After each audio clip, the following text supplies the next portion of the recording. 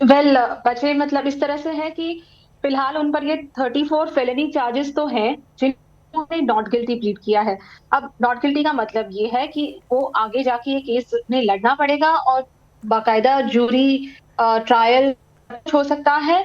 लेकिन इस वक्त एक और बात सामने आ रही है कि ट्रम्प ट्रम्प के लॉयर्स ये कोशिश करेंगे कि इस केस को डिसमिस कर दिया जाए, क्योंकि केस में जो इल्जाम लगाए गए हैं, the main here is 34 felony charges for 34 falsifying business records, fraudulent business records। और ये और द डिस्ट्रिक्ट अटॉर्नी का मेन चार्ज ये है कि इस 2016 के इलेक्शन के जो रिजल्ट थे वो हो गए, वो मैनिपुलेट हुए, क्योंकि ये सारा जो गफला हुआ था, ये हश मनी जो पे किया गया था वो 2016 के दौरान पे किया गया था। तो वो एक फेडरल वायलेशन है to try to manipulate the elections of America. तो ये दो चार्जेस हैं, जो फॉल्स रिकॉर्ड्स है वो स्टेट चार्ज है, और जो फेडरल चार्ज है वो है इलेक्शन वायलेशन।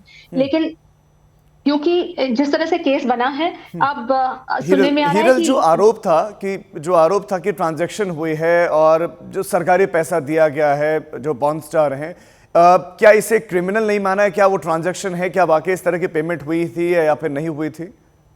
बिल्कुल माइकल कोहेन ने खुद पुष्टि की है कि ये पेमेंट उनके अकाउंट में आया था, और उन्हें जो पेमेंट दिया गया था वो उनके बिहाफ पे माइकल कोहेन ने स्टॉर्मी डैनियल्स को दिया था। ये बात पहले से ही सामने है, और इसी इसी के चलते इसी का बड़ा सा केस बनाया गया है, जो काफी समय से न्यूयॉर्क डिस्ट्रिक्ट अटॉर्नी के पास दर्ज था। लेकिन जो एल्विन ब्रैग के पहले जो डिस्ट्रिक्ट अटॉर्नी थे, उन्होंने इस केस पर काम किया हुआ था, लेकिन कोई चार्जेस नहीं प्रेस किए थे। लेकिन एल्विन ब्रैग ने इस केस में बाकायदा और छानबीन करके ये इंडाइटमेंट आज आज लाया है उनके ऊपर। अब देखने जाए तो ट्रम्प के लॉयर्स की कोशिश रहेगी कि वो इस केस को डिसमिस करवा सकें, कि मान ये सारी चार्जेस सुनने के बाद उनकी उनकी पहली पहल ये रहेगी कि कोई फेडरल चार्ज नहीं बनता, या कोई स्टेट, ये अगर स्टेट का है तो सिर्फ स्टेट तक रहे। तो उनकी कोशिश रहेगी कि सबसे पहले ये केस डिसमिस किया जा सके, और जी। अगर अगर डिसमिस नहीं करवा पाते तो फिर वो टाइम लिए जाएगा।